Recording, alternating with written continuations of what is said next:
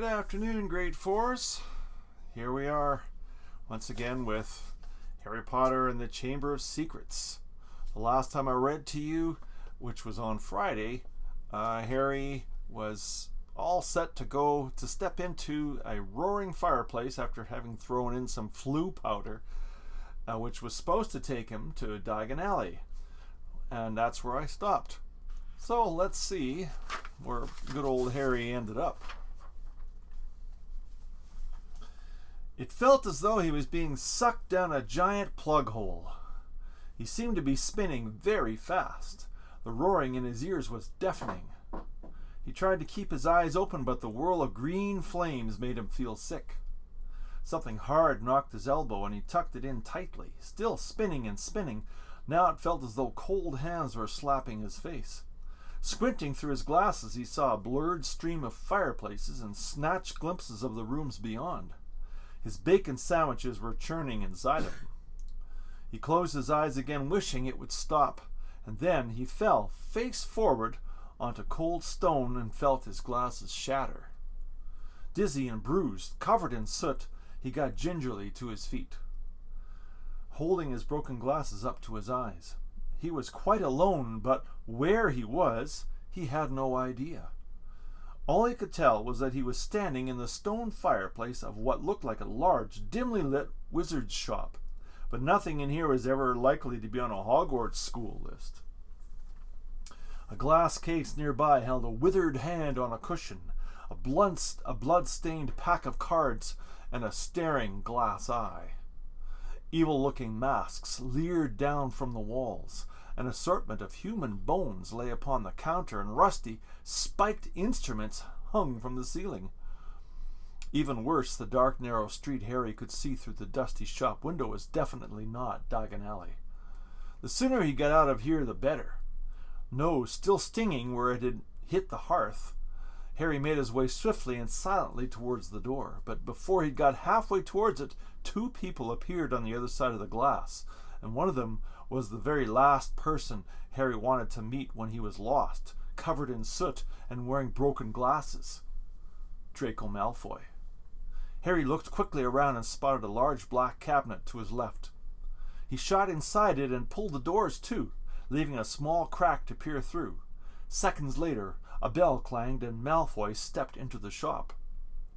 The man who followed could only be his father. He had the same pale, pointed face and identical cold grey eyes. Mr. Malfoy crossed the shop, looking lazily at the items on display, and rang a bell on the counter before turning to his son and saying, "Touch nothing, Draco." Malfoy, who had reached for the glass eye, said, "I thought you were going to buy me a present." "I said I would buy you a racing broom," said his father, drumming his fingers on the counter. "What's the good of that if I'm not in the house team?" said Malfoy, looking sulky and bad-tempered. "Harry Potter got a Nimbus 2000 last year. Special permission from Dumbledore so he could play for Gryffindor. He's not even that good. It's just because he's famous. Famous for having a stupid scar on his forehead." Malfoy bent down to examine a shelf full of skulls. "Everyone thinks he's so smart, wonderful Potter with his scar and his broomstick." "You've told me this at least a dozen times already," said Mr. Malfoy, with a quelling look at his son, "and I would remind you that it is not prudent to appear less than fond of Harry Potter, not when most of our kind regard him as the hero who made the Dark Lord disappear." "Ah, Mr. Borgin." A stooping man had appeared behind the counter, smoothing his greasy hair back from his face. "Mr. Malfoy, what a pleasure to see you again," said Mr. Borgin in a voice as oily as his hair. "Delighted, and young Master Malfoy too. Charmed. How may I be of assistance?" "I must show you, just in today and very reasonably priced." "I'm not buying today, Mr. Borgin, but selling," said Mr. Malfoy. "Selling?" The smile faded slightly from Mr. Borgin's face. "You have heard, of course, that the Ministry is conducting many raids," said Mr. Malfoy, taking a roll of parchment from his inside pocket and unraveling it for Mr. Borgin to read. "I have a few items at home that might embarrass me if the ministry were to call. Mr. Borgin fixed a pince-nez to his nose and looked down the list. The ministry wouldn't presume to trouble you, sir, surely? Mr. Malfoy's lip curled. I've not been visited yet. The name Malfoy still commands a certain respect, yet the ministry grows ever more meddlesome. There are rumors about a new Muggle Protection Act. No doubt that flea-bitten, Muggle-loving fool Arthur Weasley is behind it. Harry felt a hot surge of anger. And as you see, certain of these poisons might make it appear. I understand, sir, of course, said Mr. Borgin. Let me see. Can I have that? Interrupted Draco, pointing at the withered hand on its cushion. Ah, the hand of glory, said Mr. Borgin, abandoning Mr. Malfoy's list and scurrying over to Draco. Insert a candle and it gives light only to the holder. Best friend of thieves and plunderers, your son has fine taste, sir. I hope my son will amount to more than a thief or a plunderer, Borgin, said Mr. Malfoy coldly, and Mr. Borgin said quickly, No offence, sir, no offence meant. Though if his school marks don't pick up, said Mr. Malfoy more coldly still, that may indeed be all he is fit for. It's not my fault, retorted Draco. The teachers all have favorites, that Hermione Granger. I would have thought you'd be ashamed that a girl of no wizarding family beat you in every exam, snapped Mr. Malfoy. Ha! Said Harry under his breath, pleased to see Draco looking more abashed and angry. Both abashed and angry. It's the same all over, said Mr. Borgin in his oily voice. Wizard blood is counting for less everywhere. Not with me, said Mr. Malfoy, his long nostrils flaring. No, sir, not with me, sir, said Mr. Borgin with a deep bow. In that case, perhaps we can return to my list, said Mr. Malfoy shortly. I am in something of a hurry, Borgin. I have important business elsewhere today. They started to haggle. Harry watched nervously as Draco drew nearer and nearer to his hiding place, examining the objects for sale. He paused to examine a long coil of hangman's rope and to read, smirking, the card propped on a magnificent necklace of opals. Caution, do not touch, cursed, has claimed the lives of 19 Muggle owners to date. Draco turned away and saw the cabinet right in front of him. He walked forward. He stretched out his hand for the handle.